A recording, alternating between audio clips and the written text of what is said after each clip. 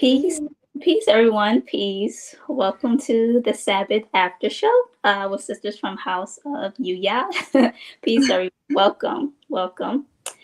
So, of course, we just following up today's Sabbath Insight by Chief Yuya, where he spoke about letting go. So, before we get started, I just want to give thanks to the Most High Yah. Give thanks for this seventh day that we rest from our work. I just wanted to open up this space with acknowledging Most High Yah. And I guess we can, let me just pull up the chat to see if peace, Pastor Middleeg, peace, Chief Yah, peace. All right, so I guess we can go ahead and jump right on in. We are following up again on the segment Letting Go.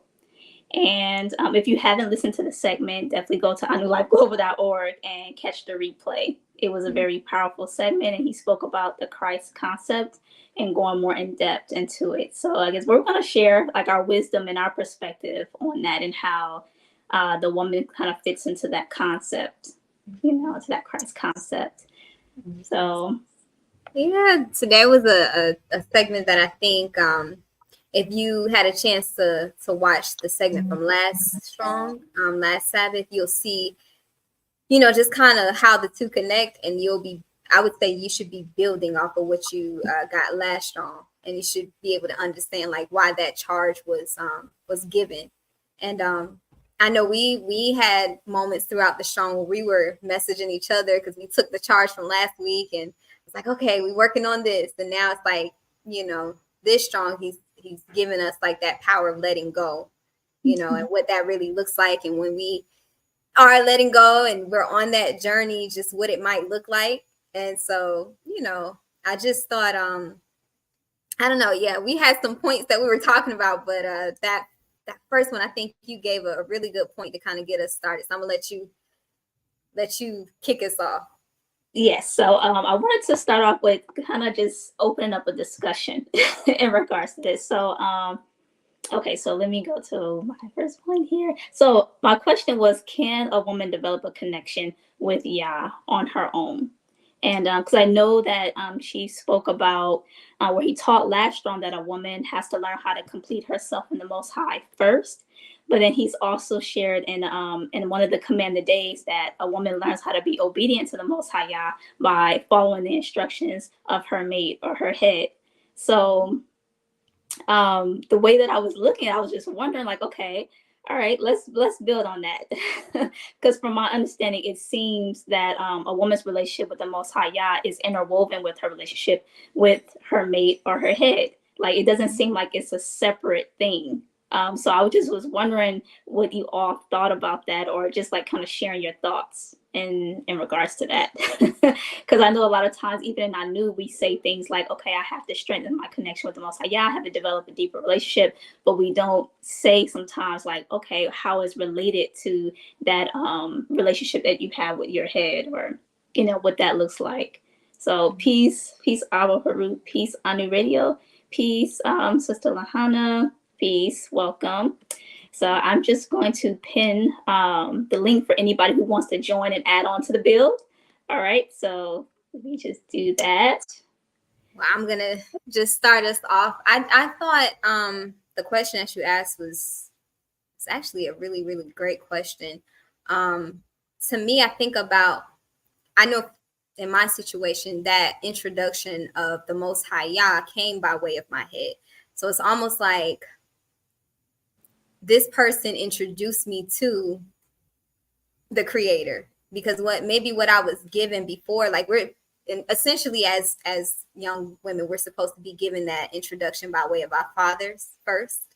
Then, we're supposed to go on to be with our mate. So I would think that relationship should have been developing as a child, first before you get married. But then I think about for some of us who may have not had that, or maybe we were given God, or whatever we got in the Christian church. So to me, I think about like, okay, if the man is the reflection of the Most High Yah on earth, and we are mated to him, he's showing improving what that looks like on earth. So then I think about when we do have that alone time, you know, and we are supposed to be meditating and developing that relationship and cultivating really that relationship with the Most High Yah, then every time we are in the presence of our mates or our husbands, our heads, then we have an opportunity to show like, okay, well, let me show and prove what I meditated on in privacy with the Most High Yah, physically, my mate. So that was the way I looked at it when you asked that question. I'm like, I agree with that. Okay, I pinned the message. Sorry, I was trying to figure out how to do that. It wasn't working at first, but yeah, thank you for sharing that. I love that perspective that you just shared. Um, but I'm gonna read something that I just posted because he put it in there really fast, so it's like it seems important. He said, "And it shall come to pass in the last days, Saint Elohim, I will pour out my spirit upon all flesh. And my sons and your daughters shall prophesy, and your young men shall see visions." Okay, so the spirit is poured out onto the woman as well. Okay, because it gets kind of tricky. Like, okay, let's say, because I do see like a lot of females may use it as an excuse, or they'll say, or they'll try to throw the book at their maid, or and be like, no, this is what it says. I have my connection, and like they may use that and be like, in a negative way. So it's like, it's like, well, how do you like separate that from what it's really supposed to be? Or that's dysfunctional behavior, disrespectful behavior towards the man, and versus what that's really supposed to look like, But well, I think about when he said the last days, and I think I know Master has talked about that, like we are living in the last days currently. And I think he spoke about there will come a time where the Most High Yah will speak to women as well as men, and it's not just the men, but I think, like I said, for some of us, we didn't come into an understanding of the Most High Yah until we met our master. So I think there's still an acknowledgement that has to be made. You know what I mean? And so for women who, and when I say an acknowledgement, like I have to acknowledge, like I didn't know the Creator until my head showed up, or until I came to my head and was like, I need your help. I have to acknowledge that. So I can't, it would be foolish for me to turn around and behave like what you just said. Like I'm gonna throw it back up at him and say, well, I got a connection with y'all myself. It's like, I might have a connection, but that connection is by way of you. So I have to always acknowledge what you have, what you've done to help me get to that point. So yeah, that's something I can relate to that too. Like it happens. I would say like I'm more, at least a little bit more clear on like what the relationship with the Most High Yah may look like through interacting with sheep with our head, and that has helped me, as opposed to saying I have to go and develop this relationship and then bring it back and be like, okay, I'm solid. Because it's like, how do you know where to start, or what examples do you have to kind of like get an understanding of what to do, or so it's like, we wouldn't want to fall into a delusion and just like say like, oh, I have this connection, or I'm a queen, or I'm this, and just kind of throw out different things and say like, so it's like, we want to be true and authentic and real, and sincere and authentic, and trying to build a true relationship. So I'll give it. Oh, no, go ahead. We were talking about offline, like that goes back to that whole like theatrics, thinking you have to be theatrical in order to get a response or to connect with the Most High. And so being sincere and authentic. And I just think about the calmness, like there's a calmness when you are approaching the Creator, or even if you're approaching your mate and you're approaching it from that stance, there's a calmness in doing so. You don't have to come with the theatrics, or as Master would say, scheming. You don't have to come scheming, Yeah. Yes, I was just giving an example. There's dawning inside of Anu, and I was giving an example of like how like I'm able to see it like a relation to like what I see in scripture and what's being said in terms of what the Most High finds desirable and what it hates. And it's like lying was one of the things that's like, no, that's an abomination. And I find delight in those who are truthful. So, and I was like, okay, well, that's the same when interacting with our head. It's like, you don't, that's one of the things that I learned, like, you don't lie, you tell the truth, when you speak. And you can kind of see like, oh, okay, well, I'm learning, okay, if the Most High doesn't like this, hates this, then I'm learning how to better that relationship by not doing it with my head, and learning, gaining the wisdom of that. We do have a guest, so Lakota Yumina, so I'll bring you on. Shabbat shalom. Please, Shabbat Shalom. Please, How are you? we're doing good. Yes, here. Good. I just wanted to add to the build. I like the question that you asked, Sequoia, and based on what Chief said, like it stood out that it said the daughters shall prophesy and your young men shall see visions. And I'm thinking about the wise words and actions like that we are to be as women. And it's like we still have a responsibility. And those soldiers that Chief was speaking of are the laws. So we still have a responsibility to follow the laws and be disciplined. It doesn't mean that we're trying to usurp the men, but we don't have the vision. So the young men shall see visions. And I think it was important that scripture made a difference between the two. Yes. Yeah. And you prophesize in the young man shall see visions. Yes, there is a distinction there. But thank you for sharing that. What do you think? What can you expound more, like, on your thoughts in terms of like the relationship with the Most High Yah and how it relates to maybe your relationship with your mate, with your master? Do you see a Uh, connection, or like, are you still yeah, I learning, or? do. I'm still learning, but in those quiet spaces, by myself and what I meditate on, like we were just doing that this dawning, meditating, and we still have one body, like our we're in our own body. So I can relate to what visions Master Menelik feeds me, but I also have my own body, and I have to make my own choices as well. I can choose to disregard what he's feeding me, or choose to submit. So, that's the same relationship we have with the Most High. I can choose to submit to the culture that was given to my ancestors, or I could choose the worldly culture. And I noticed that Chief brought up what I said about the view of the brain looking like someone sitting on the throne. I thought that build was so cool because I've always seen that. Like, I don't know if you guys have seen the picture of the brain like cut in half, but it's from the top view, Which bill did you say that was? the recent one. Okay. Yeah, the one that the Chief just did. Yeah, that you mentioned something else. I No, got sorry.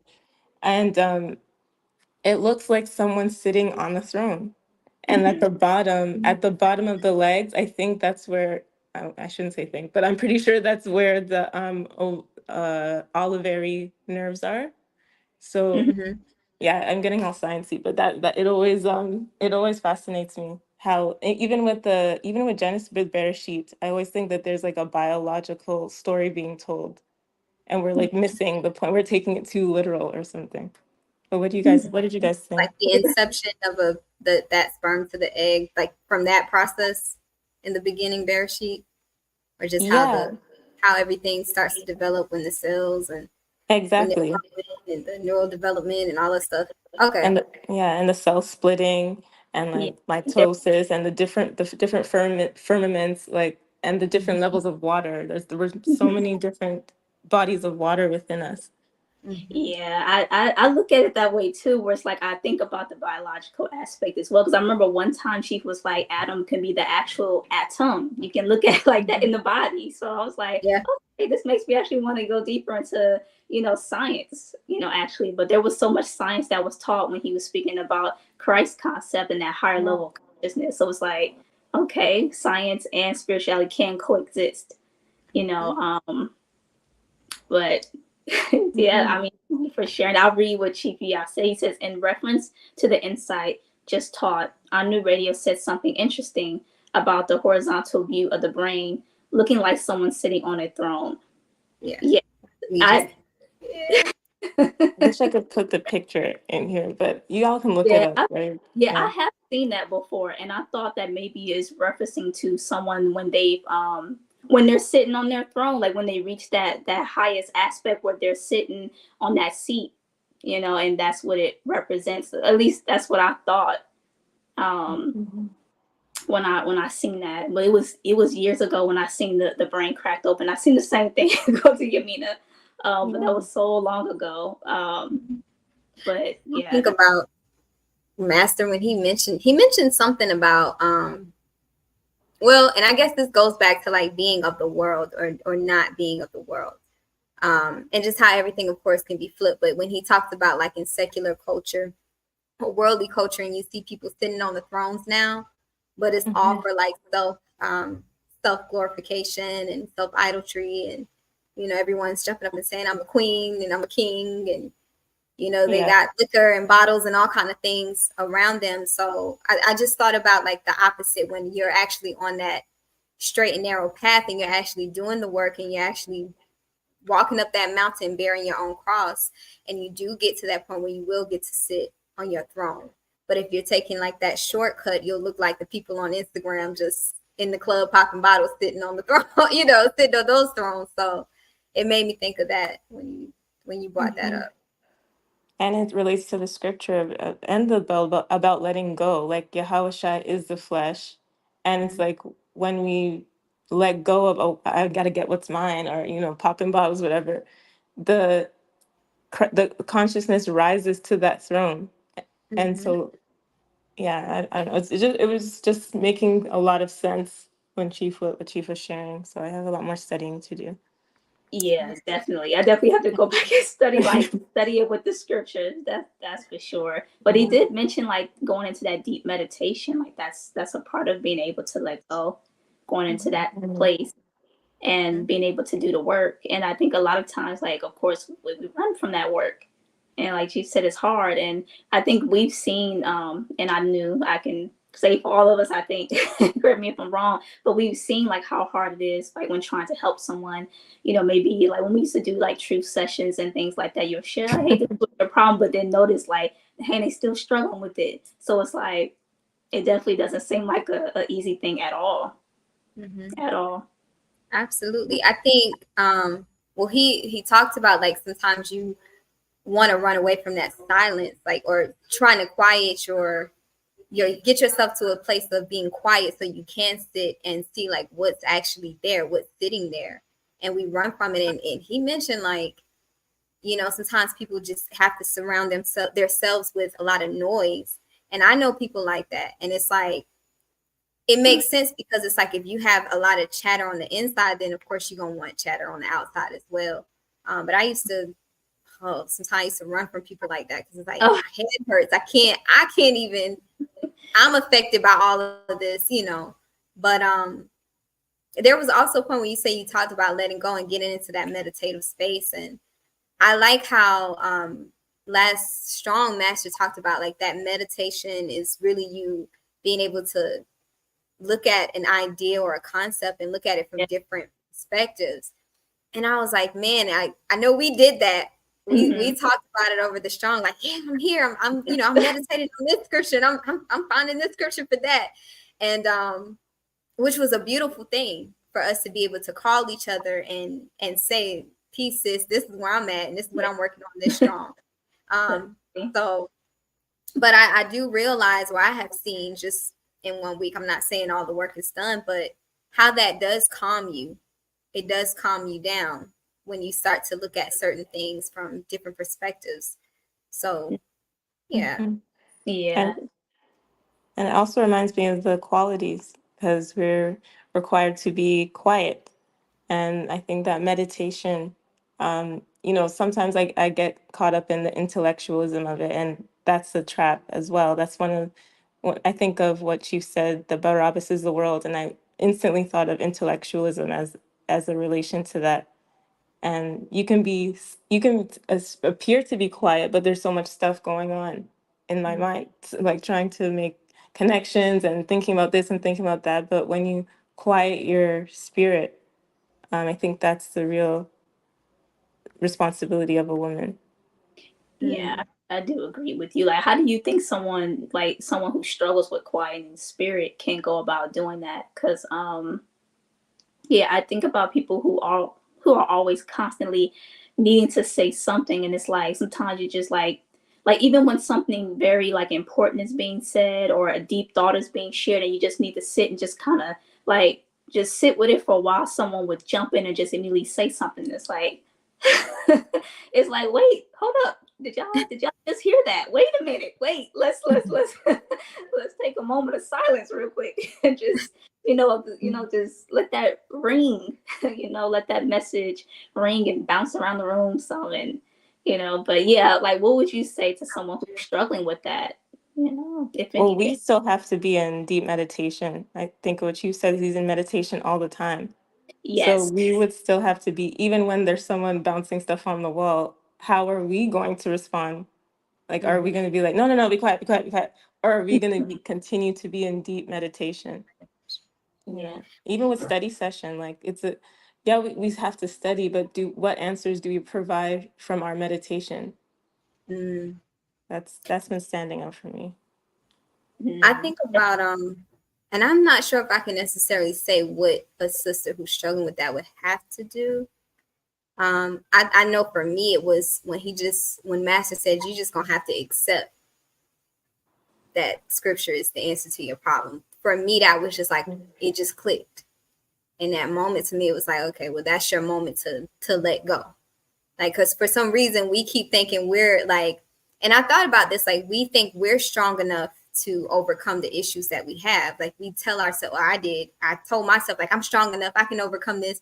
I'm not a punk, I'm not weak, I'm Roy Larry Watson daughter, I can do this. But then you get to a point where you're like, yeah, because I'm leaning on my understanding.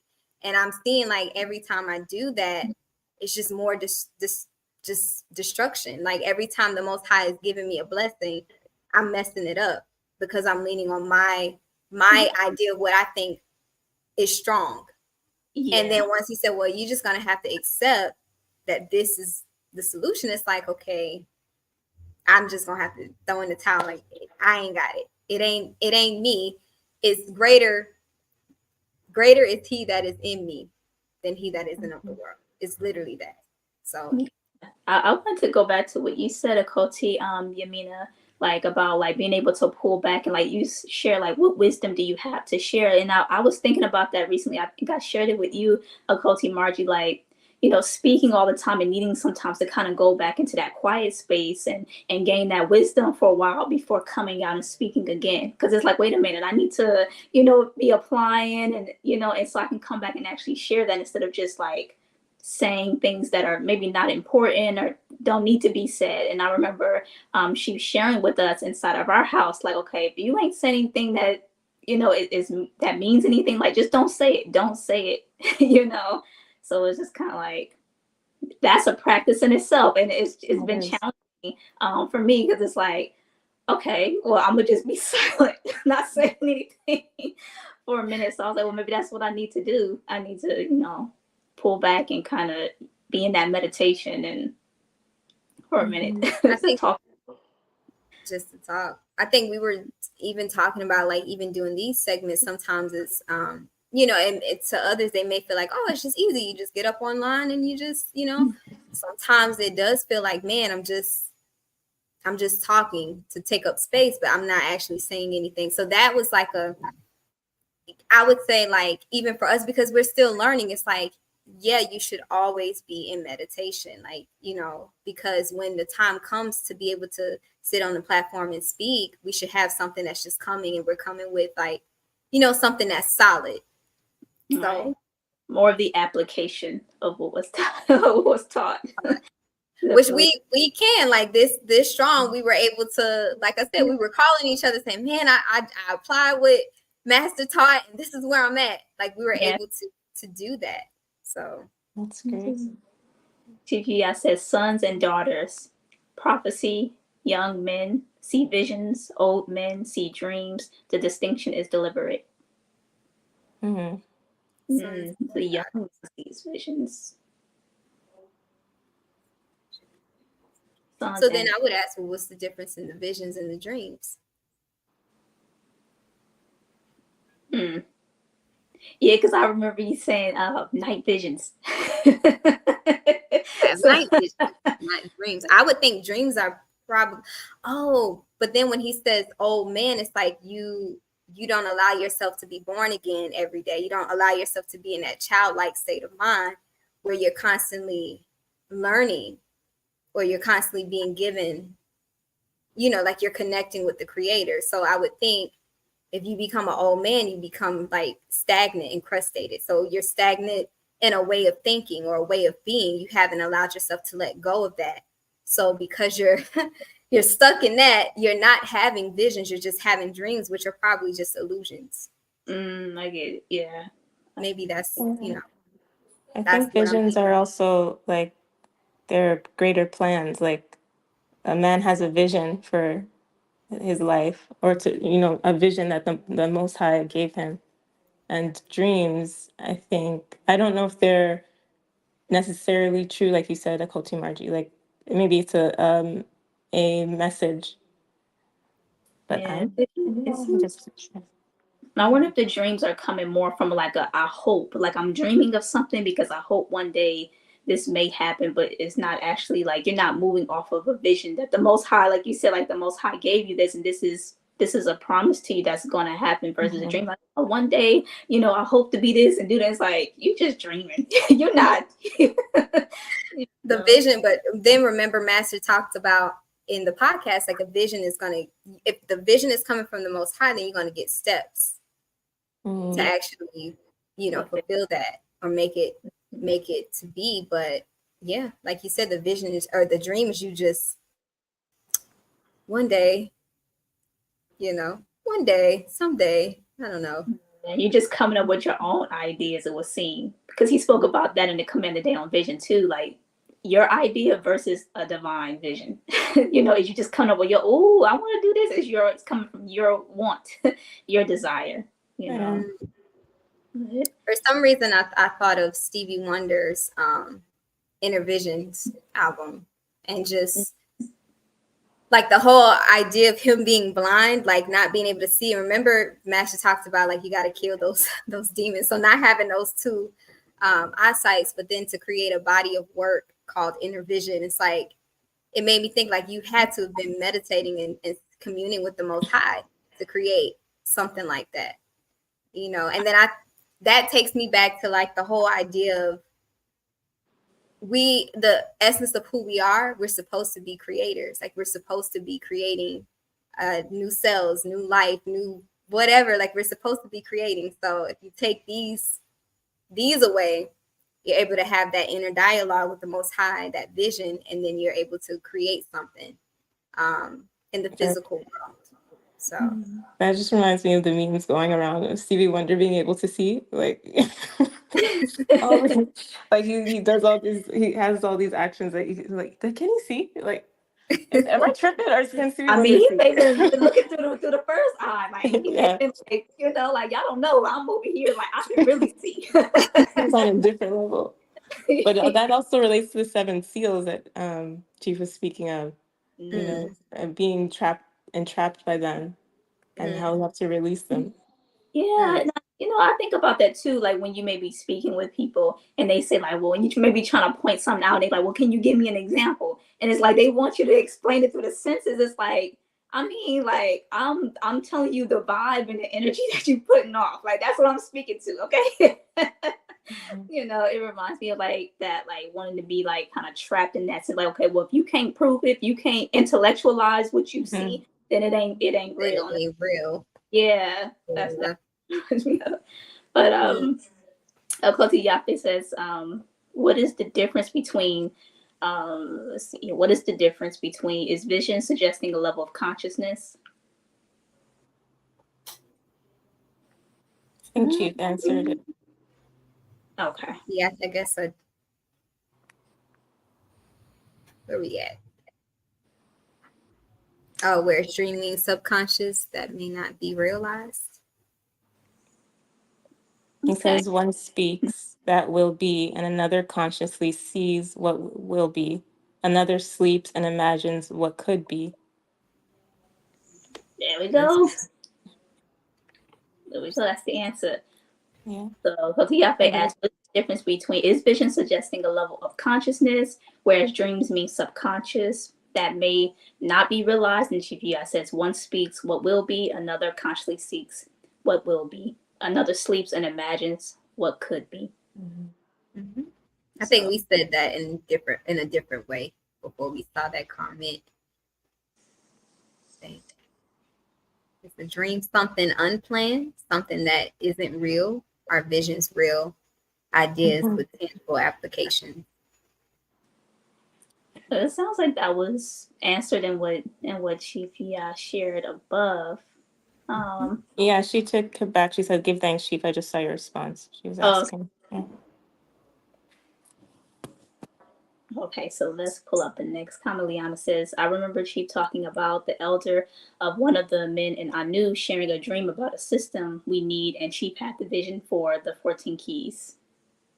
That's Mhm. a good See, perspective. well, it seems like, okay, He was the so elder, open. the elder man was dreaming, and then hmm Chief actually had the vision and manifested a product as a result, whereas the other one just, it was, Another yeah. sees That made what me think will of be. it made me think of people like I don't know if this is weird, but like think about when women choose men who are like remember you talked about like it's important to have a vision as a man. But men who might be like, I'm gonna be a rapper. I want to be a rapper. And it's like, okay, you 30, 40, still saying you want to be a rapper and it hasn't popped off yet. Like you are not like that's a dream, Oh, you no. know. But I don't know, my mind went there for a second. Mhm. I think that also relates to the I want, rather than I will. Like even the language that we use can relate to how we really feel on the inside, or not feel, but what is the condition that we're having on the inside. We're still dreaming, but are we manifesting? Mm. That's real because when we say that we want something, it's like, okay, we like it kind of shows like you said what your mental state is. It's like, what do you expect? Something just fall in your lap? It's like, Mhm. it's like what are you earning? What are you working on? What are you achieving? Instead of just like, because someone that just says I want is like, well, you can't really do anything with that. Mhm. You And I just don't. kind of, sorry, Koti. Oh no, go ahead. Go ahead. Yeah, I was just gonna add, and that kind of relates to the affirmations that were brought up on Yom Shishi. Okay. When Chief was saying, well, when we can't say the affirmations can be troublesome because they could still be coming from a place of trauma. So you're actually like reliving that cycle. You're Um, affirming the cycle of trauma, and you think that you're actually affirming good things, but you're mhm. not. Mhm. Can you give an example of what? Uh, I am like beautiful. when people say, "Oh, I'm not going to do anything. I'm gonna raise my children exactly different than how my parents raised me." Mhm. They're still affirming from their trauma. So Okay. they're actually blocking the paths of their children. They're doing the same thing that their parents did to them, Mm. Which if that makes makes sense sense. because yeah, a lot of like our parents like, I'm gonna give my children what I didn't have. And it's like, okay, Right. now you've given them so much And they material spoiled them. possession. Yeah, and it takes them further and further away from the most high. So I got you you. didn't make it better, you actually made it worse. Mhm. Or I Yeah. think about like, how sometimes as young women or young girls are taught like you gotta affirm and I am beautiful and I am smart and I am this and I am that. And it's like, but it's different if you're affirming on the word. Right. You know what I Well, mean? It's like, okay, y'all gave me the spirit of peace. He didn't give me the spirit of fear. Or like that type of affirming is different because it's like you're affirming on what's true, Right. you know. and the universal truths that also Chief mentioned, that affirming those, like we did that this dawning. And it actually helps with study as well. But knowing the actual principles, but affirming them, I think is very powerful. Yes, I agree with you. I think it's very powerful too, especially like when you're affirming and you're acting it out at the same time. You're just affirming what you're already doing, so you're strengthening that truthful statement that you're saying. Mhm. Because I remember when I used to do affirmation years ago, I would write that you are strong, you are beautiful. I'm like, I don't believe none of this. So it's like, no, it ain't gonna work. I'm like, it ain't working. Yes. Because there's no power, no conviction in my voice. Like just reading off of paper. Just So read it's like, it. yeah. So it's like now, like when I affirm, it's totally different. Hmm. Yeah, I'm actually affirming things that I've proven to be true, and I just keep strengthening that and keep saying it, keeps like, I know this try, keep, so and that is more powerful than just telling lies to yourself. Mhm. um, let's see, Matt. And it almost keeps you attached to your body, like in this release the liberating power of letting go. Like I'm thinking all these things of all these qualities of your body, of your earthly physical self, when you're bigger than that. Mm, that part. I think that I don't know if you guys had any like thing that you have been affirming on or um just working on to get to that point where it's like, okay, I'm building up that strength so I can walk this walk. Like I know for me it was thinking like I can't change. Like I just always had this thing like I'm gonna try, but then I keep messing up. So it's like, man, I can't change. Like that internal dialogue that you don't even realize is really there. But Mhm. having to affirm like, okay, one, like I always say, trust in Yahoo with all thine heart, lean not on thine own understanding, but in all ways acknowledge him. And then affirming like, okay, everything that exists comes from the creator. So even me and even the things that I'm having challenges with, it's like, okay, I can get over this because I do have a portion of the divine intelligence inside of me. Like it's there. So I know I can overcome this. Like, and having to affirm just off of the strength of that, it just starts getting you to a place where you're like, okay, I can do this. I can accept the scriptures. I can accept the words. I can accept that I'm going to be a better person. I can accept those things. And it does start to change things on the inside for you, Yeah, Mhm. I as think. opposed to the way you approach the work that you do.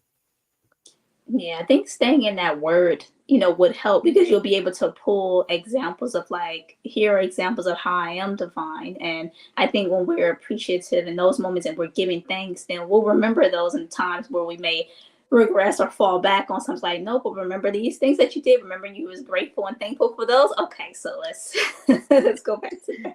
I mean, that's what helps me. That's what helps me when I pull like, oh no, like remember this time you were strong and this time it helps. It definitely helps.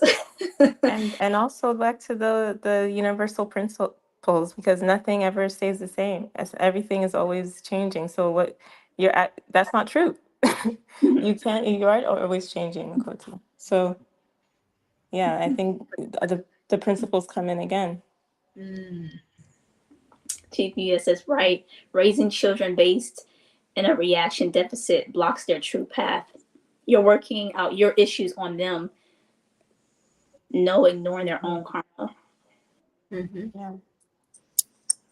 I think that was something I think Master told me, like, you never, because I said that once. I was like, I'm going to give my children everything I didn't have, or something like that. And he was like, you don't ever do that. I was like, that's the number one. Don't do that. And having to see it, like I said, you do see like men, like a lot of parents did give their children like a lot of material possessions because it's like I grew up poor and I didn't have, and it's like, but they didn't learn certain lessons, because of that. They didn't learn to value anything that's given to them, or how to take care of certain things, or to think that someone's always going to give you something and you don't have to work hard for it, you know. Yeah. And those lessons is like, they do help build character. So now that, those children they didn't get those lessons, it's like, well, now you're looking at a generation of children, it's just is worse than the generation before, just destructive. Yes. Yeah. Like karma being passed down. And it's like, when does the cycle stops and ends? But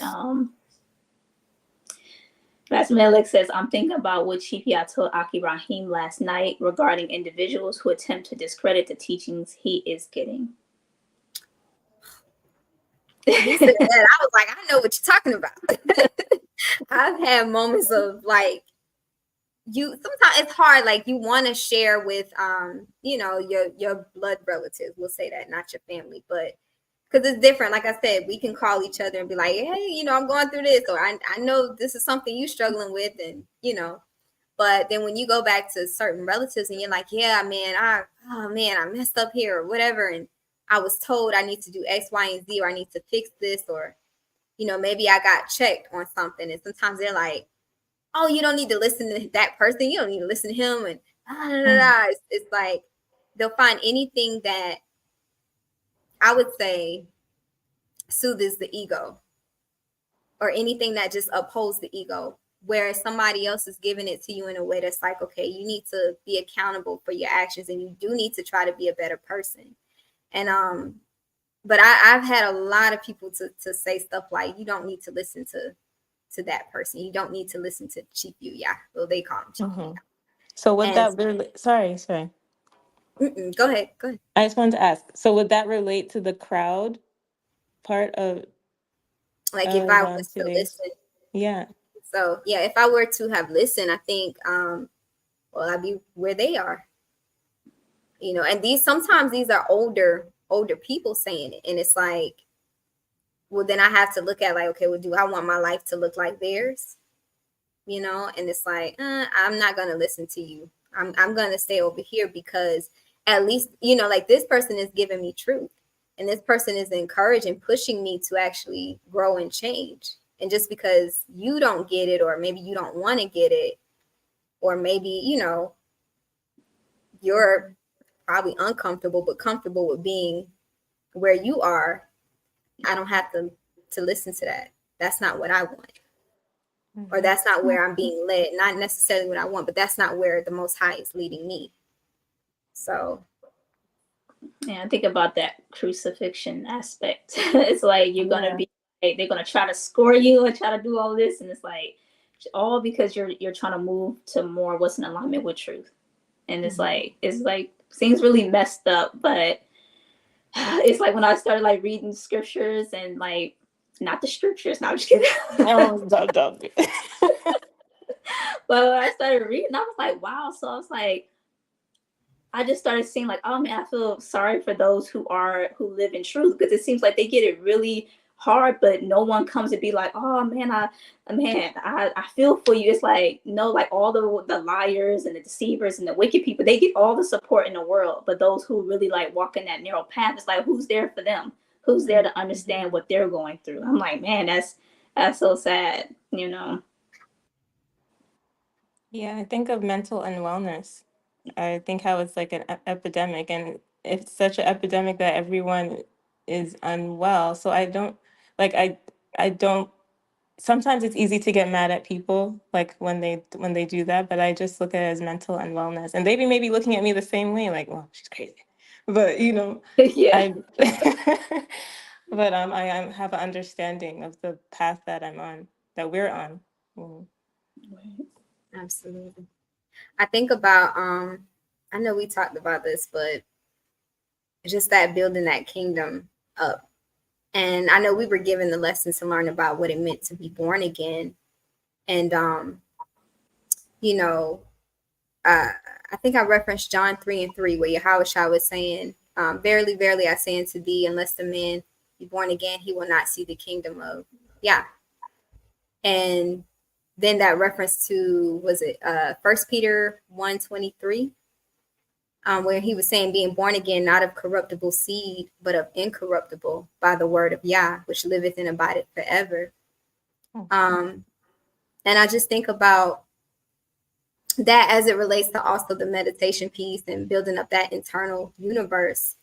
And like, if you're standing on that incorruptible seed, that truth, like if it's planted deep inside of you, it's like, okay, no matter what anybody says or what they think, like I'm not going off this path, because that seed is there. I know this is the truth. It's been shown and proved. this is what it is. So I just think about that when we're talking about building up the internal kingdom and just being on this journey. That kind of relates to the testator part that you brought up today. What did you guys think of that? Like with when you said seed, it reminded me of the shell of the seed, like the avocado seed and the mango seed he was speaking of, and how like Yahushua is the testator, but that shell needs to be destroyed for the inner seed to flourish. So when you were speaking of Kotu Margie, that's what came to mind. I think of the circumcision of the heart. Like it makes me think of that too. Like you're cutting away the parts that are of the world so you can get to that incorruptible seed. Well, when he mentioned Esther, I thought about like when he's related it to testament. And I thought about like when people say like, oh, I'm speaking about this is a testament of my life. This is when you are in that space or in, so I related to like a person's like life, not necessarily like from a biological standpoint or like spiritual. I was like, okay, those who are speaking from that place, I think that's maybe what he's speaking about. But I definitely have to go back and really like break down, like read the scriptures. Now I'm thinking about the wrong word now. Actually read it and then line it with what's being taught because my mind was going different places. Okay, I was like, okay, this is something I have to really take my time and kind of go through. So I didn't want to jump to any thoughts like, oh, could it mean this? Could it mean that? I was like, no, like study more before you speak on what you think it may mean, and that's because I was like, yeah. Some of it was going over my head, I'll be honest. I was like, okay, whoa, this is a deeper level of information being given. Yeah. Master Menelik says, asking that person what the first steps to achieve the vision he has for his life will quickly reveal if the person is connected to any form of truth or if their speech is from a sleeping person. Yes, it seems like you're speaking about that discernment, which is a gift from the Most High. Yeah, and I mean that's real.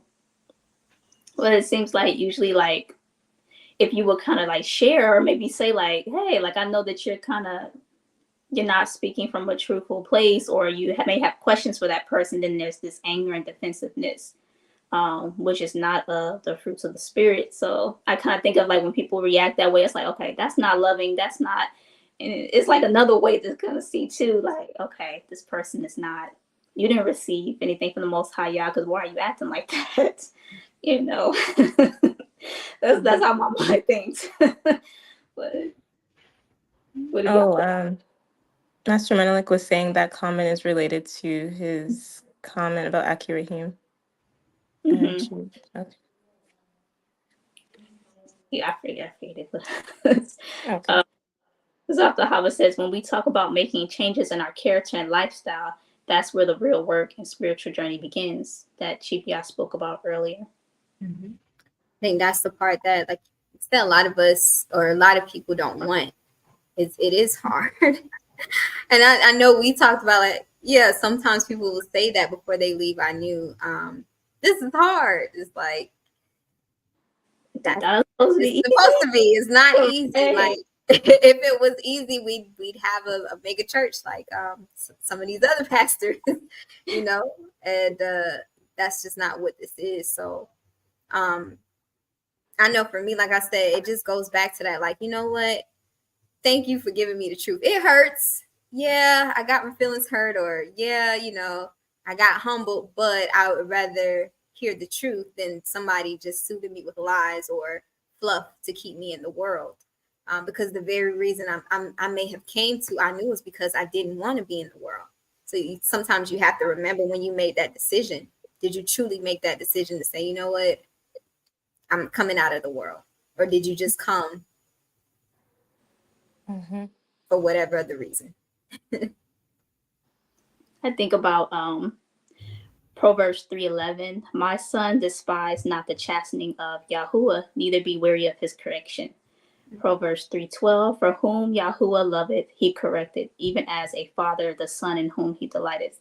always go back to those scriptures when it comes to like sometimes we don't like correction and it's like, oh, you beating up on me or I feel down, but it's like, no, like read what it says. This is the truth. And it's like, and it goes back to what speaking about that the scripture is telling you the solution and giving you the solution for your situation.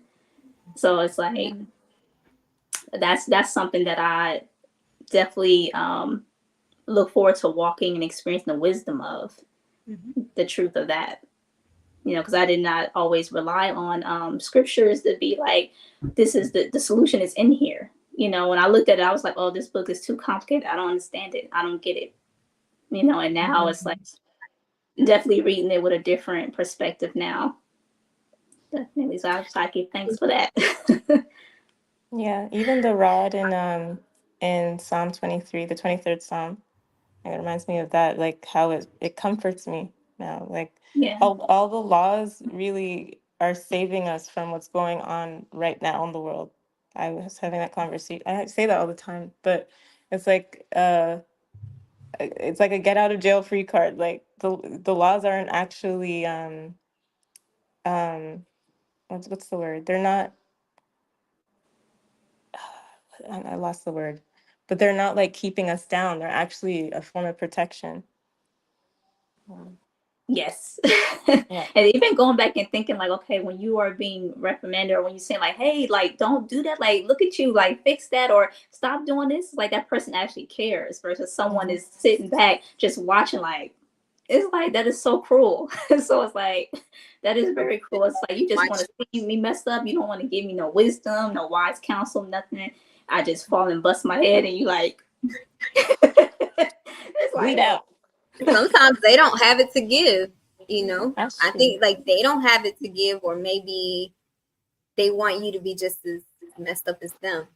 Like they may know what you're doing is wrong because they did it the wrong way too, but they never actually corrected themselves. So they're just stuck in a certain space. So it's like, okay, well, we see that person getting ready to make the same mistake we did. So we just gonna let them fall and bust their heads and be right here with us. yeah. I was actually speaking about that recently with some sisters. I was just having a conversation. These sisters are outside of I knew, but it was a question asked by one of the sisters. She was like, I wonder what's going, I don't know if I'm saying something wrong, but when I'm trying to learn from others, I may ask a lot of questions. And there's always like this resistance to really sharing the process that they went through to get to where they are. And they perceive it as me, like kind of maybe you could tell they're uncomfortable or like, okay, you kind of making this awkward. And she had asked the group of sisters, like, what do y'all think that mean? I was like, first, can you got to give more context and more like actually share what's happening. But the conversation kind of went into like, sometimes people don't really want to see you come up, or there may be an insecurity of like, okay, I'm not going to give you all that because you may come up here with me, or you may, and they don't want that. And that's very, unsisterly, of course. But Absolutely. I've noticed that like true teachers. I can't hear anybody. I'm not sure if you peace. can hear me. We can hear you. We You can hear hear you? you. Okay, Peace I'm and gonna coach leave and Jackie. come back. We can hear you. Oh, we can hear you, sis. You was live. She said she's gonna leave and come back because she can't hear us. Okay. All right. You were about to say something, Nicole, to Yamina before she came on? I was just saying that I think that true teachers, I've noticed that true teachers don't have a problem with you asking questions. They're actually excited about your question, especially when you're going to act upon the answers that they give you. Mm-hmm. But they're really happy about you asking questions and they're willing to share. Yes. Notice that too. Peace. Absolutely. Cafe. Can you hear us now? Yes, I can hear you now. I wasn't sure if you could hear me. So I missed the last couple, like maybe the last 2 minutes of what was said. No. I don't really remember to kind of go back, but Talking about scriptures. Well, Scriptures. Akoti Sequoia was just saying that she was speaking to a group of sisters, and one of the sisters said that. Yeah, they had a question. It was asking, was there something that they were doing that was wrong? Because when they would ask another sister questions about how they got to where they got to, there was like this awkwardness and the person was kind of like, oh, I don't really want to share that. And she perceived it as like, oh, maybe I was asking too personal of a question, getting in that person's business. But the conversation had kind of went into like, oh, well, some people are insecure and they don't truly want you to get to where they perceive like, oh, you may be where I'm at or better than me. They want to kind of be like in that superior position. They don't want anybody to surpass them, or so that's what I was sharing. Oh, okay. Okay. I I think I'm a little behind because what I wanted to share, I think you guys went over it already, Oh, but it Go was ahead. about yeah. what I had because I, of course, like I went looking like for the sixth nerve, the cranial nerve. I Okay. went down a little bit of a rabbit hole, and it just reminded me of, and I think someone said it here about like the mental illness. I think it was you, Akoti Amina. I'm not sure, Yeah. but I just started thinking about, um, yes, the mental illness, but like strokes. It made me think of stroke because when in the live, it was, yeah, in the live today when Oba mentioned about like what that cranial nerve controls, like your like movement for your eyes and things like that. I immediately thought about like when people get like facial paralysis or things like that. Yeah. I went like looking up the cranial nerve. I was like, what does that have anything to do with stroke? And even like dementia. I feel like we had a conversation about like, dementia and Alzheimer's and things like that. And there's a thing called whatever, the sixth nerve palsy. We'll just call it sixth nerve palsy because I can't pronounce the word. And one of the things that was listed that causes that palsy or that paralysis or that slowing down is the stroke, Mm-hmm. type 2 diabetes, Mm-hmm. heart disease, so cardiovascular disease, hypertension. Any of these things sound familiar as the things that plague melanin dominant people. And I was like, whoa.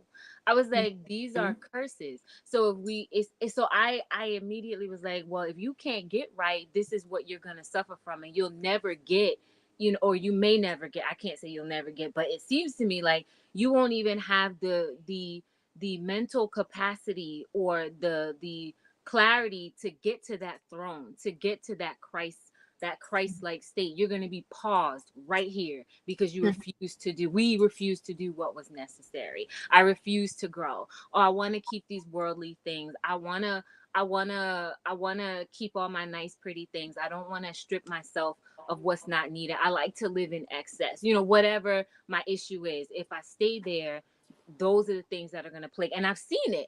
I like those three of those things for all of them: stroke, heart disease, diabetes, hypertension runs in my family. It is literally like knocking on my door. It's like, I got your name, you next. So it's like if I don't get it together, like that's where I'll be. And they have claimed the lives of those before me. It's so interesting that even yes, they have claimed the lives, but I also think about how, like, of course, people outside of melanin dominated people, like, they're gonna press it even further. Like, I remember one time working inside of I was working at a grocery store, and I remember I was having a conversation with a nurse. She wasn't melanin dominated. And she said something like, she was like, oh yeah, you need to watch your diet because, Black people are known for having, it was something, I don't know if she said diabetes or something, but she's like, you need to watch what you eat because, but it was almost like she was already trying to plant that seed, like, you're going to be next. And I said something to her. I was like, well, we didn't have that issue before chattel slavery. And she didn't hear it. Like, she just kept talking. But it was like something inside of me knew, like, no, this is not normal. Like, and you're not going to speak that over me because I know that there's something, we were doing something totally different before we got here. So what was that thing that we were doing that didn't cause these issues? But little did I know, okay, a year or two later, I'm going to meet my master. And, but yeah, I just think about how so many things outside is always reinforcing those sicknesses on our people. So That actually kind of reminds me of when they say something's genetic.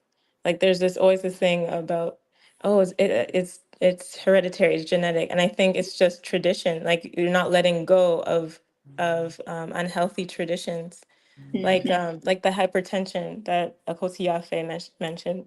Well, we gotta stop eating all salt. Like just Yeah, stop eating the salt. It's not genetic. yeah, You right, just your lifestyle. You have to let Yeah, go of it. Yeah. right. they And it's pass like, it why down. do we eat the salt? What does that reinforce? You know, like what is that spiritual thing that's being reinforced when we eat the salt? Mm. It's Mhm. like, because maybe that's where the work is. It's not just letting go of the salt. What does that represent though? Yeah, I don't know if they thinking about that. They probably like just this tastes good, and and just they just want to keep passing it down. You know. Or I Well, think maybe you it know, could be.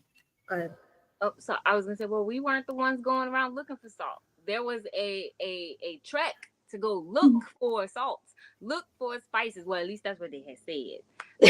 Look for things. We weren't looking for that. Our stuff was already seasoned. We were eating like we were supposed to be eating. So when you eat what you're not supposed to eat, you're gonna always try to find these things to cover it up and make it taste good. But that wasn't us right. going on those mm, looking for that stuff. And it's a level of preservation. So they're on these long treks. Like for example, a big thing in the Caribbean is salted cod. That didn't come from here. It's because the English had to travel so long, and so they salted the meat. And now it's like we eat saltfish. We call it saltfish. We eat saltfish like it's going out of style, but it's not. Like it doesn't have to be salted. Just Like eat the that's to fish. cover the. Well, maybe that's to cover up the. I heard it's to cover up the foul taste of it because it doesn't really taste good unless it's seasoned. well, We can meat use in herbs general and doesn't stuff to taste good. season. What'd you say? What do you Meat hear? in general doesn't taste good without seasoning. It's like if you've ever, I think I shared this like one time being at an event. Once I stopped, like completely stopped eating meat, and it was like hot wings, and y'all know hot wings, a cotillafe. I know, I know, Yeah. I know. If I So, if our camera was on, it'd be like the two. I know, I understand, I understand. but it was like I was standing there, and I could literally smell like the flesh. It was the Mm-hmm. meat, the wings were cooked, the seasoning, but it smelled like seasoning on top of flesh, and I could still smell the flesh, and it smelled Oh, horrible. But Mm-hmm. people were tearing up the chicken. They just tearing it Yeah, up like it was going out of style. And it's like, you but gotta you're see stuff. ingesting death, Yeah. not ingesting anything that's living. Mm-hmm. That has a delightful smell to it. Like if I'm standing in front of a bowl of fruits, then ooh, this smells so good. It's refreshing and it's alive. But Mm-hmm. And that I've had makes me people say think like, of, "Oh, you look like you just eating grass," and it's like, well, it looks like you eating something dead that you had to cook, and now you eating something. It's like, I mean, I was which about one to say, really sound bad? Like, which one really sound bad? Because they'll make it seem like, look, well, that's why you yeah. skinny now. You got to put some weight on your bones. Like all that poor advice from others. I just ignore it. I ignore it. I'm to the point Yeah. where I ignore it. It's crazy.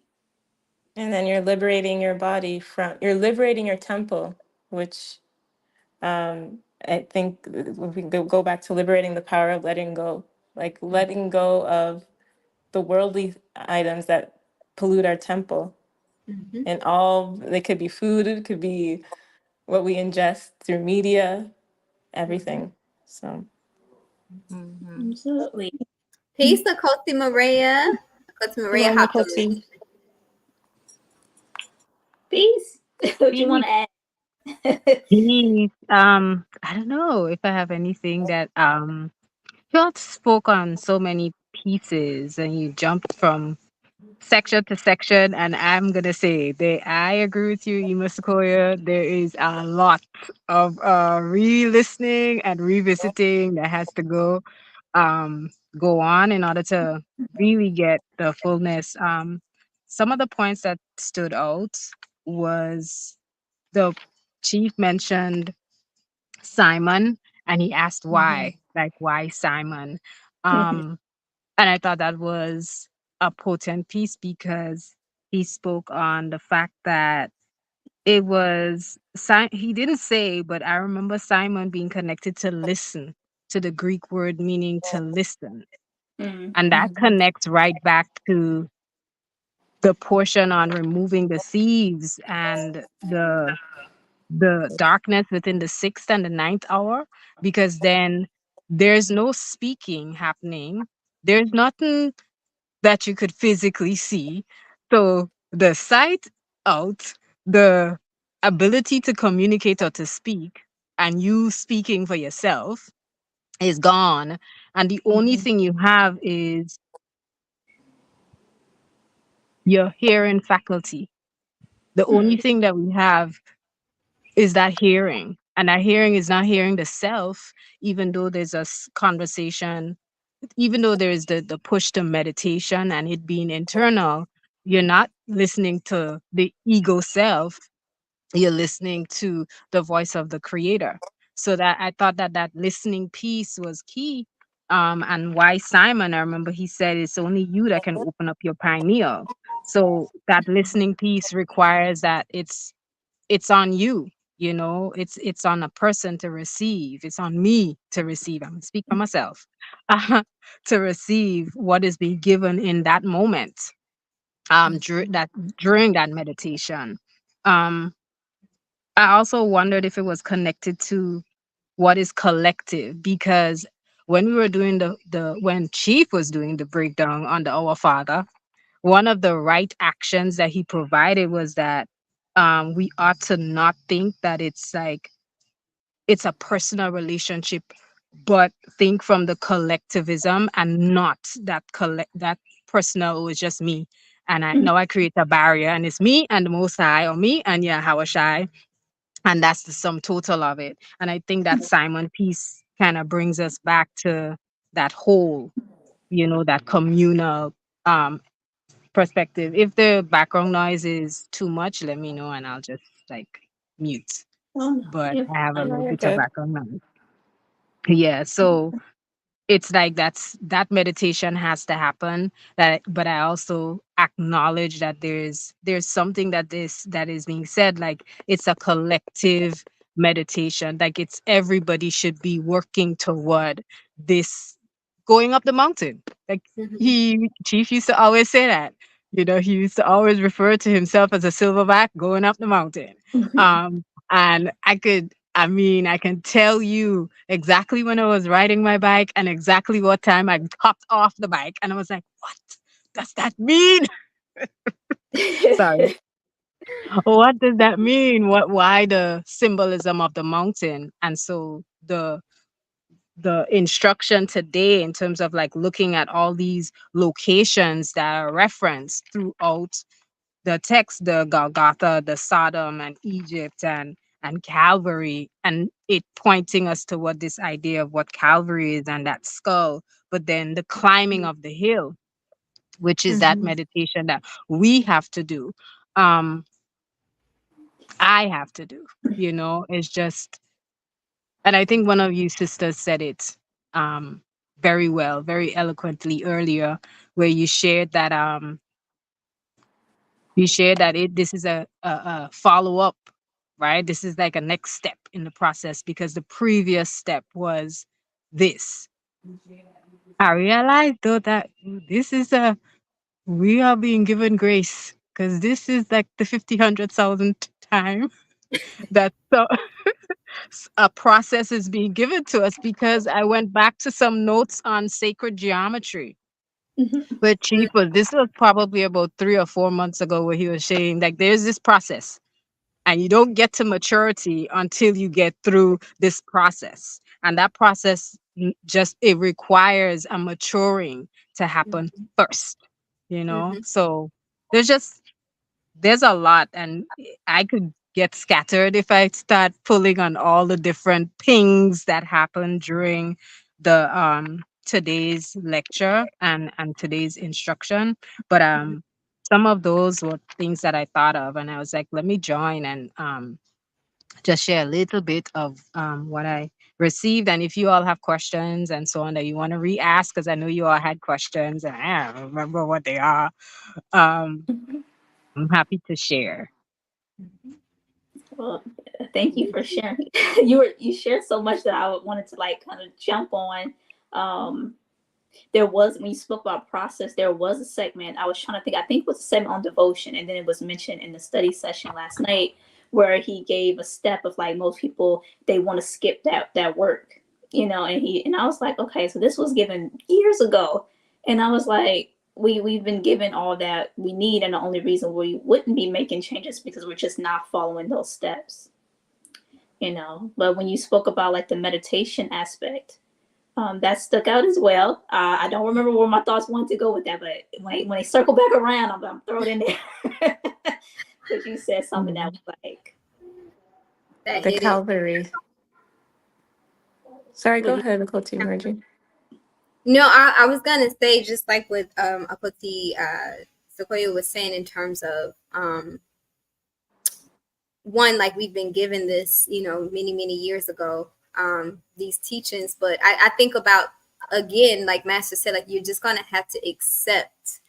And for some reason, to me, that word is just like a ping. Like you literally just have to accept the teachings. It's like you're accepting the medicine. And I don't know how many times I've been told, like, I'm giving you the medicine right now in the moment, and you just spitting it out. And it's like, ooh, you just remind right now if I lose it. And then there was something else Akoti Maria was saying about your listening and meditating. But I thought about how you can do that in the moment. And it made me think about an older gentleman. He owns a tea shop down in Savannah, here in Savannah. And I remember like sometimes like you would talk to him, you might have a certain situation or something that you're trying to get clarity on. And I thought about this as you said that, but as you would be speaking to him, like he would close his eyes as he's listening to you. And I think about that. I'm like, oh, you're meditating, like you're listening to what I'm saying, and you're taking it in, you're meditating. And then he would respond, and he would have a response that was, it was like, oh, this is the answer. So whatever your issue. So I just thought about like, oh, there's a process happening. Like you're going up to your Christ consciousness to give me some sort of answer or something to help me with this particular situation.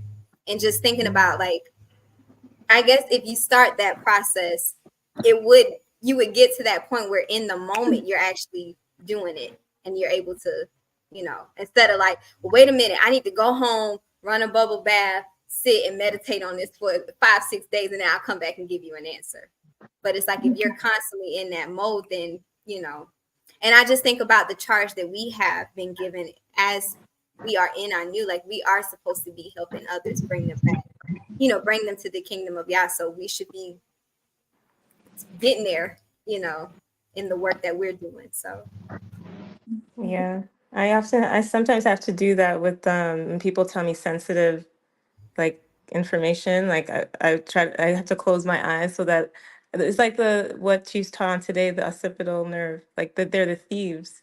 Your eyes are the thieves. So sometimes we'll be distracted, like what's on the side of their face, like what's going on in the background. Like people are actually like sharing their whole lives with you, and you're like distracted. So I would sometimes have to close my eyes to really hear what they're saying. Yes. I can relate to that too. Even like being on these builds, I'm like, okay, don't look at the camera. Sometimes I can't look at y'all, but it's like, okay, it's gonna look weird if I'm looking down or off to the side, But sometimes it is distracting. But like going back to the meditation, I thought about receptivity, like our ability to be able to receive Torah, or be able to come to those realizations in the moment, like you were sharing, a Koti Margie. Like sometimes it's like we're not able to receive it when the word is being given, but then when we go in our quiet space, like, okay, I got it. But the proof is when if you're in that situation again, you respond the same. It's like, okay, what's happening? What's going on? There seems to be a disconnect, I think it's that, like you said, the meditation, like, because there will be moments where it's like, oh, I got it. The light bulb will go off. But if you're not consistently meditating on it and looking at it from different angles, and like if it's not every day that you're doing that, then it does seem like, man, when that moment comes up again, I'm still getting it wrong. And then you get frustrated. But I think when he said that to me, that key point of like, you have to look at it from different angles, and it has to be something every day that you're meditating on. I think that makes a difference, or it should make a difference. Yeah. It should. I, I had to But go with that. what you shared made me think of the false idea that I've had so long about what wisdom was. And then Mm, when Chief shared, because I used to listen, I have read Proverbs so many times. Let's not even talk about it. Trying to see, trying to gain this wisdom that was, talked about in Psalms too. And then she shared, now you don't get wisdom. It's not like this thing that you could go outside and buy it. You receive it, and you receive mhm, wisdom by being in the moment, being present. Mm, And I connected that back to what he said before, like he is always in meditation, so that pushes us to be always in meditation and not see it. Because the first time he mentioned meditation today, I had to take an eraser and like literally remove this idea of, okay, let me, like you said, set the back, put on the this. And I mean, I don't do that, but just thinking of the typical idea of what comes to mind when we think of meditation is like, okay, I'm going into this space, and you do. I think it's a couple days ago he asked what are some things that we do when we get ready to go into affirmation, mhm, right? Um I guess it's to set the tone of what's happening. Um so maybe those things are required for some, but I don't think of this whole idea of creating the space and then going into meditation. It's like, well, there's walking meditation, there's movement, there's meditation that's actually happening while we're moving, right? So it mhm, means like we're not in this physical plane just constantly using these thieves, but we're always functioning from that space where we're like on the mountain. mm, We're not just sitting in emotion or sitting in reaction to people's emotions, and but constantly pulling ourselves away from it. mm, Pulling ourselves away from it. And I don't know if there will be a point where you stop pulling yourself away, and then all your function is just like flatline in that plane, you know? I wonder that too, if it becomes where meditation takes over and you're just always in that plane. mm, mm. I think so. Hmm. I think But about also, like, if you're constantly in meditation. I don't know. This image of my I had a relative who was a pastor, and was very popular, but he was very just very helpful. Like, everybody went to him. And I remember my two best friends, their mom, she was like super churchy. But she knew that relative of mine, and was like, man, every time I see him, he looks like he's always in deep thought. He just always looks like that. And I thought about him, like, because I'm sure he was meditating, because every time somebody came to him with the issue, it was like he always had a word on his tongue. Like, he always had, mm, something to give. He was never, you never caught him off guard, mhm. you know. So I just think about that. Like, we should always have like something on our tongue to give that's of substance if we're in that meditative space constantly. yes. That's what I was talking about earlier. Is like being able to pull back and like take a break from speaking and just kind of, you Not, know. I'm gonna raise my hand. Uh We know who the teacher is on the line. Okay. Raise your hand. Well, as you shared, I immediately thought of, yes, I agree. And then I realized today Chief Al actually also shared, yes, I come here and I share, but I am not the one sharing. So I know that that is an anointing. So we Mm-hmm. receive those messages every Sabbath, but they're not coming from, and I'm not saying there isn't that, as he said, there's that intellectual piece, but he is literally sharing that there he's been given information, he's been given wisdom, he's been given that understanding to share in the moment. And so sometimes what we share may not be a reflection of just this thing we wrote down yesterday. It may be, Don't get me wrong, it may be, but then there are times where it's not. It may be, and then it comes out your mouth, and maybe, because I'm not speaking from a place of yes, I got this, and I didn't. But maybe it comes out and you're like, where did that come from? It's Yeah. true, but like I didn't even think about this like a whole year. Where was it buried? But it's the seed. I think it goes back to that seed. For anyone who's listening, you can check out the perfect seed. Chief did one of the commander days on the perfect seed, and I think that's correlated to this seed, not the Mm-hmm. avocado seed, not the Mm-hmm. the seed, but the real seed, the Mm-hmm. seed of Christ. That Mm. seed. I don't know, it's this piece where has everybody like reconciled the Hawashai has to die for the Christ to come forward? Because Yes. I okay. Okay. Yeah. There was That one something you that stood said. out to me. Mm. Of deep. That was there Mhm. was something you said. When you talked about like master saying like it's not coming from me, it's coming through me from the creator. I'm being Right. given these things, and it tied back to Akoti Sequoia saying how we relate to our master, our husbands, our head in reference to the creator. But I just thought about like having moments where it's like you might be talking to someone and you're saying, well, I don't know if you're a student of Chief Yuya, you would say, well, Chief Yuya teaches, that, or he taught me this, or I might say, well, my husband teaches me this, or my master teaches, versus me just talking but not acknowledging where I got that information from or that seed from. So I thought about that, and he did that. He said, I'm not just standing up here.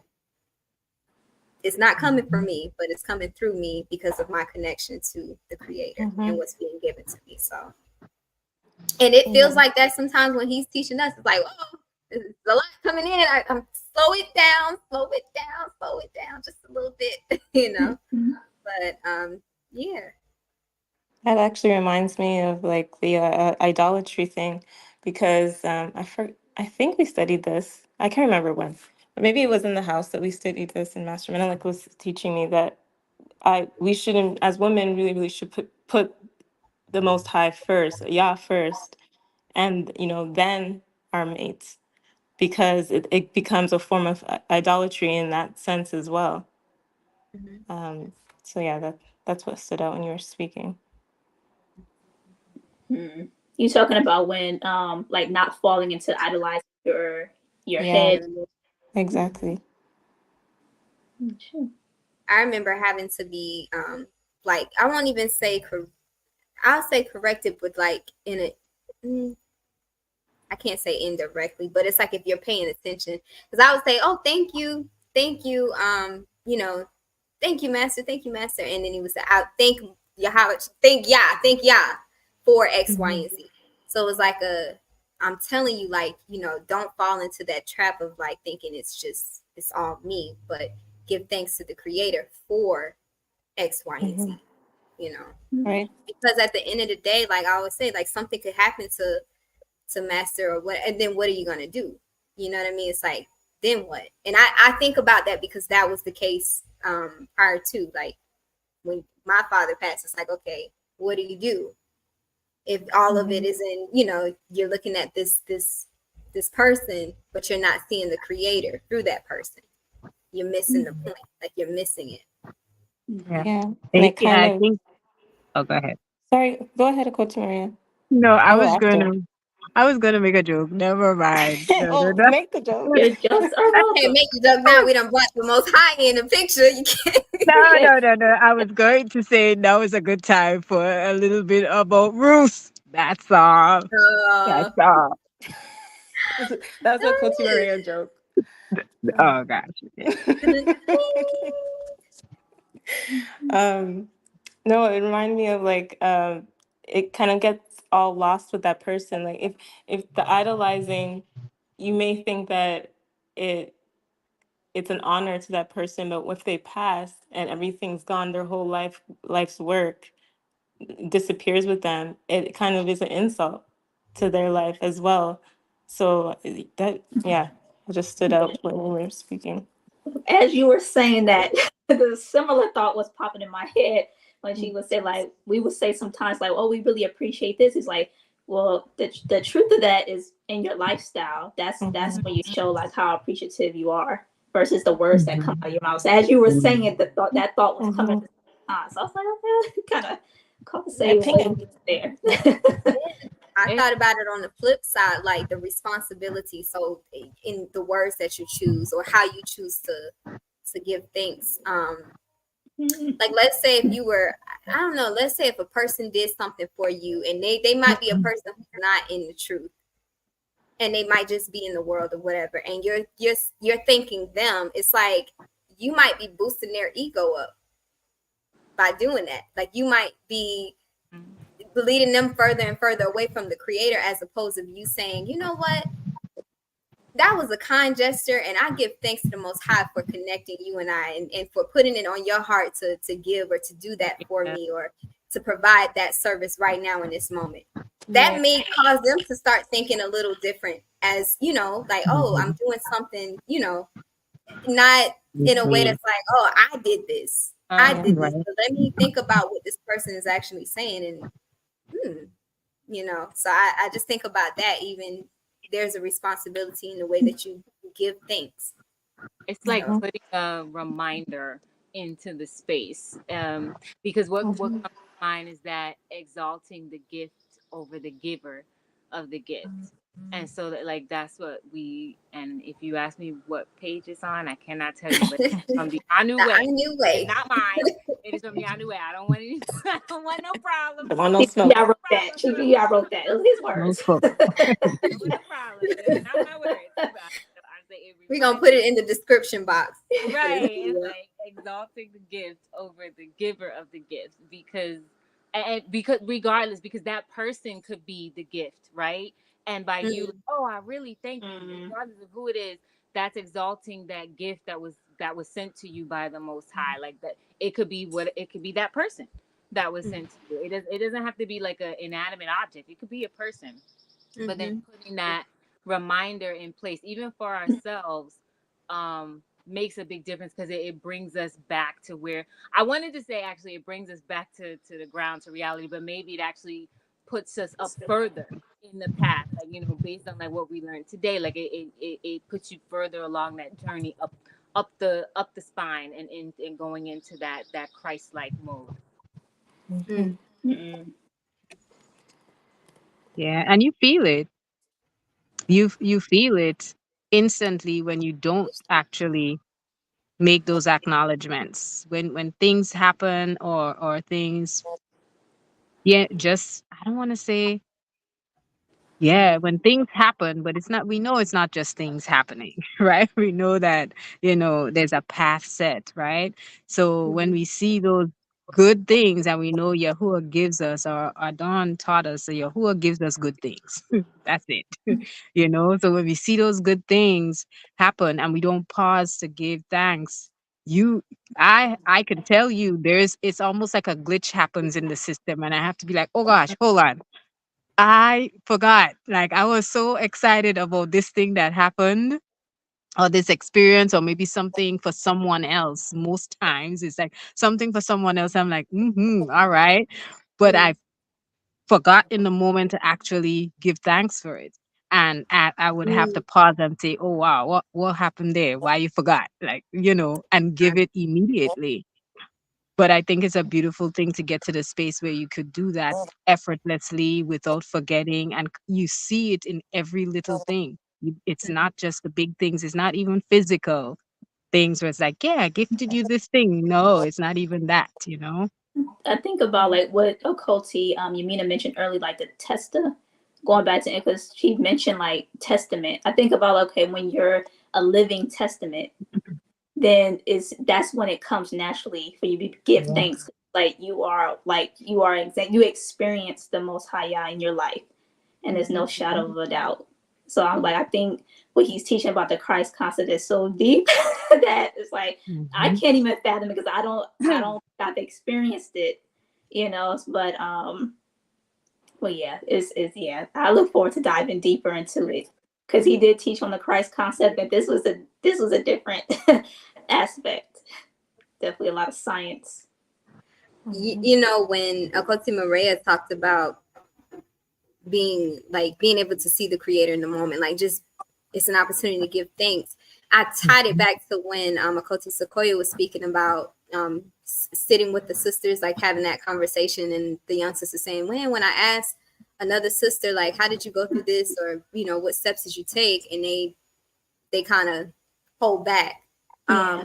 I thought about in that moment, like even in that moment, could you see like that's a moment to give thanks to the creator, because the creator has sent someone on your path, or on the path that you're supposed to be on, so Yeah. that you can share something, that if you allowed yourself to go through that change, you've received something from the creator to be able to change. So when another sister comes along, you're giving thanks to the creator for, like, you know what, let me share what was given to me. And I think about that aspect of letting go. It's like you don't even realize, if you let that go, give that lesson, give that to another sister, so that you can receive something else from the creator. Because like if your hands are closed and you're not sharing, and you're not being honest, and you're not being vulnerable, then how can you receive, what the creator has next for you? So I Yeah. think that perspective, like even in that moment, that's a moment to be thankful and give thanks to the creator. Yeah. It's kind of like, I know there's like two pieces to that, but it's kind of like the cup runneth over. That's the If you're spiritual song. constantly, 35. okay, That's the on spiritual the same frequency, girl. It's like the cup runneth over. Like if your hands are closed, and you keeping things close to the chest, it'll never run over. Like we have to be. That's the part about the water. The part about us being receptive. If we're receptive, that means that's always open. So, and if we're moving correctly, then we're gonna have that water. And I'm not saying that I'm here, right? That's not me saying that I'm definitely there, because I think that takes like a level of emotion. Not even, I think it takes a level of emotional maturity that I'm not always at, you know. But if it's like, if we're moving in that space where it's like, I'm gonna be open and not closed. I'm gonna always receive whatever's there for me, so that I have enough runneth over for the sister next to me. Not even, the ones necessarily, because I know we have the hierarchy, but it could be like the one next to me, or the one below me, or the children that come after. But if we're not being those open vessels, then and it's just a closed fist, then that blessing, whatever's supposed to come down the line, is not going to come. And that's also not to say like, well, you should do it just so you can get other blessings. Right. Not what I'm Yes. saying, but I just wanted to acknowledge that part about, openness. Yeah. Cup runneth over. Which relates to the parable of the talents as well. Like how the last servant didn't multiply the talent that was given to him by his master. I thought of this old song for some reason. It's a really old song, like old. But it's the Nat King Cole song called "Looking Back." And even in the lyrics, he was saying, like, looking back over my deeds, over my life. And he was saying, like, yeah, once my cup was overflowing and I gave nothing in return. And I've learned that lesson, like, oh, you have to give. You have to give, So I think about the command the day true power is like a quote that is it just stays with. I always go back to it, like, yeah. It rings every time I repeat it back. But he says, find an opportunity to serve and watch your power increase, and don't just do it for the power, but do it because power demands it. And I always go back, oh, that's so deep. You that's know a what? mic dropper. What happens if we don't, like, and all this comes like, it comes after, like, these light bulbs come after like third and fourth listen, or even like in building a discussion. It's like, oh, that's what that meant. But it's like, you come to this point where it's like, yeah, if we don't come with that heart of giving, then it goes back to, and I remember, what was it, knowledge. It's like the knowledge, like if we don't, it goes back to the knowledge, wisdom, understanding. And these are not my words. I got this from a bar. I got this from Master. I got this from Chief. These are not my. There we go. To make that. Disclaimer. I'm just sharing that. Understand? Right. And I'm like, next to hear a deep voice like, yeah, I said that. It's the knowledge, wisdom, understanding. If you don't act upon it, and sometimes that action is giving. If there's no action upon it, then the knowledge just becomes useless information that grows stale and stagnant, and it goes nowhere. And then when you have knowledge that's stale and stagnant, that or just information, and you become like this information hoarder, then you don't grow. You stay where you're at. Yeah, similar to currency. Like currency is doing nothing in. That's good, anyways. Oh man. Saying a lot of things. Yeah. You can say it. It actually, I remember where the part about like the stagnant information. It was during our class. We did, I think it was South Hava and Abu Harut. They did led a class with solutions. Class on solutions, and that's where that came. I never forgot that one. So, I don't know. You know how some things they just stick and they just don't go anywhere, and it's like I remember that.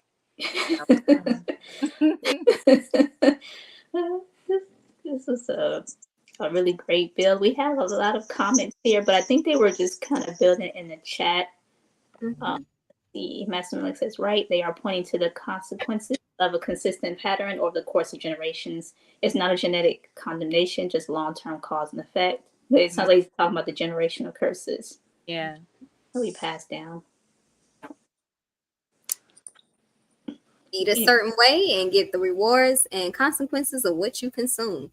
Doing it over a long period of time doesn't mean your body was designed with sickness built in. Absolutely. He said plain and simple. Yuya says, if you eat water-based foods aligning to your body water, no salt is desired. Salt brings out flavor in non-water-based foods.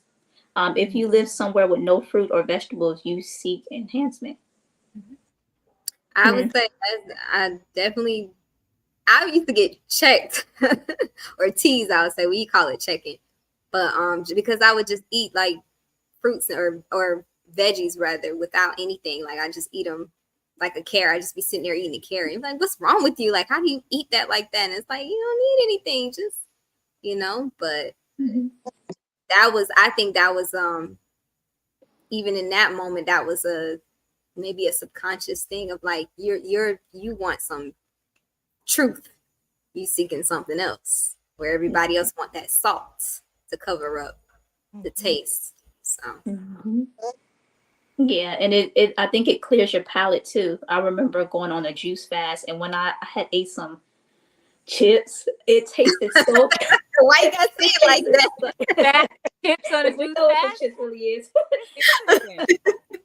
But they was it tasted so bad. It tasted like something I've never like. I'm like, this doesn't taste right at all. But I was juicing for a really long time to kind of go back and taste that. I was like, this doesn't taste like cheese, or it just tastes like chemicals. That's it tastes like chemicals. I was like, okay, I'm tasting what this really is, which I was thankful for. I was like, whew. Give thanks. Most high, that should have been a sign like, okay, you don't need to eat this. See what this really is. See, Master Malik says, my brother used to tease me about my skin turning orange because of all the carrots I used to eat.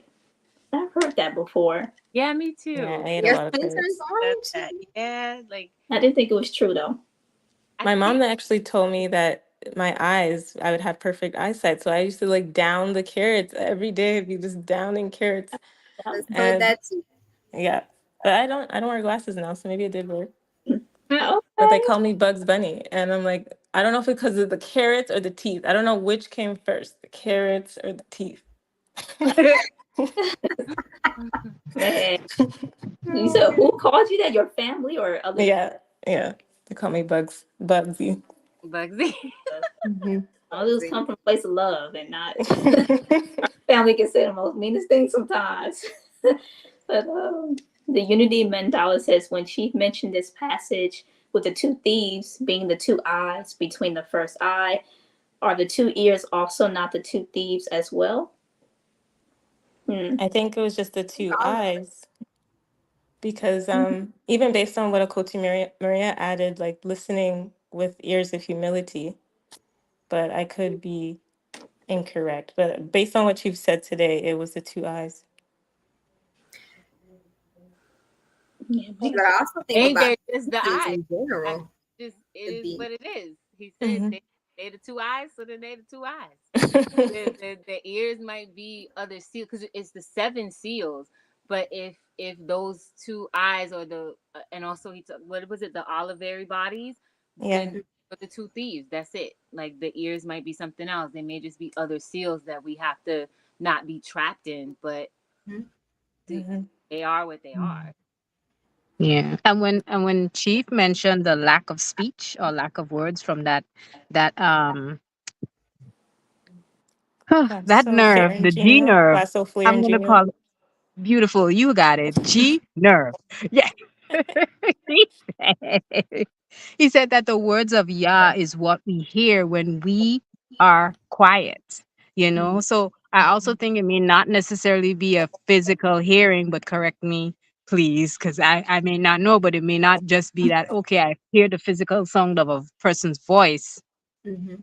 right? I've asked questions about that idea of hearing from a spiritual space or spiritual place versus having like a physical receiving a physical sound in your ear and processing that. Like Mhm. Mhm. Mhm. I wondered Well, too. So Chief that just yeah. answered it as Oh, well. didn't he? Yeah. You You do said not you do Did. not need. Go ahead. Go ahead, Akoti. Oh, I was gonna Yeah. say you do not need physical ears to hear Yah. That understanding is from the pineal. Mhm. Mhm.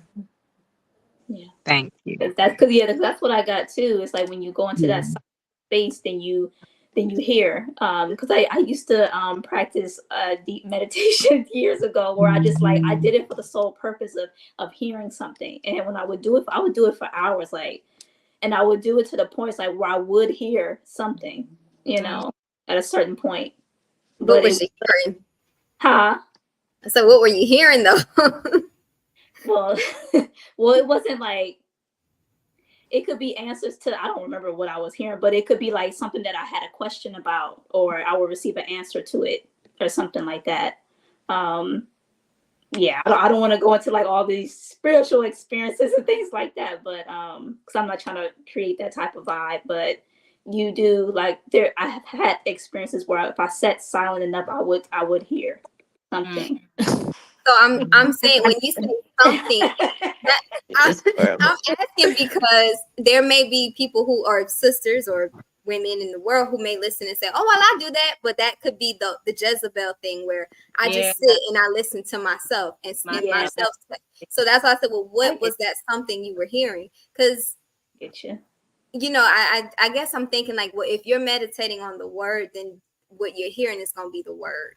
It's probably going to be something that's coming from the word of Yah, not necessarily your own Yeah, thoughts coming Mhm. forth or your own right. voice. Or that the spirit of that tree, Right, Mhm. everything right. is spirit. It might be you want to go meditate and hug a tree. Like, yeah, the spirit's gonna come out, but it may not be what you're supposed to be interacting with. Yeah. I thought of Ephesians 4:22. I remember Adon giving us some instruction on like when you fast, there are specific things that come forward. Like from fasting and meditation, you're supposed to have fruits. You're supposed to have things coming forward. And Ephesians 4:22, 27. I'm just gonna put it out there, but I don't have it. My other phone kind of just went kaplunk, so I don't have the reference to read it. I'm sorry. That ye put I off want concerning the former conversation the old thank man you. which is corrupt according to the deceitful lust, Mm, and be renewed in the spirit of your mind, and that ye put on the new man which after Yah is created in righteousness and true holiness. Mm, mm. Thank you. Thank you. Inaksha. mm. I like that. Thank you for sharing that scripture. Well, We're gonna close on out. And we want to thank everybody for joining us. Thank y'all, sisters, for hopping on and sharing your insight, your wisdom. This is a beautiful segment. If all 11 of you would agree. that was great. So catch us again next. Sean will be following our master, Chief Yuya. His segment, his Sabbath message, will be following again. But until then, make sure you go to the Anu Life Global or website to check out who we are, what we are about. And then also we have a retreat coming up. And I think Akosi Yafe can give a little bit more insight on that than we can. If you want to share. Sure. You can visit www.anulifeglobal.org/retreats. That's with an S. And there you can register for our annual summer retreat. This year is going to be in New York City. New York City. Yes. Hey. We're going to be camping on the outskirts, upstate. But we're definitely going to have a time in New York City. We're going to have an excursion to the annual International African Arts Festival, which is in Brooklyn. New Life Global, we're going to have a booth. So it's going to be awesome. Make sure you come and join us. If you have questions about the retreat, you can email at organizer at anulifeglobal.org. Again, that's organizer at anulifeglobal.org if you have any questions. Once you register, you will you'll get communications will start via email. And for those of you who have registered, please be on the lookout and stay tuned for your welcome packet and everything that you need that hasn't already been answered in the frequently asked questions, which is also on the website, that you'll need for the retreat. So yeah, again, organizer at anulifeglobal.org, and we'll get to you as soon as we see your message or your questions. Absolutely. And thank you for joining us, Mina from House of Menelek. Thank you for joining House of Yuya. We appreciate Thank you for having me. This was great. Thank you, sisters. And thank you, Chief. Peace, everyone. Peace, everyone. Shabbat shalom. Shabbat shalom. Shalom.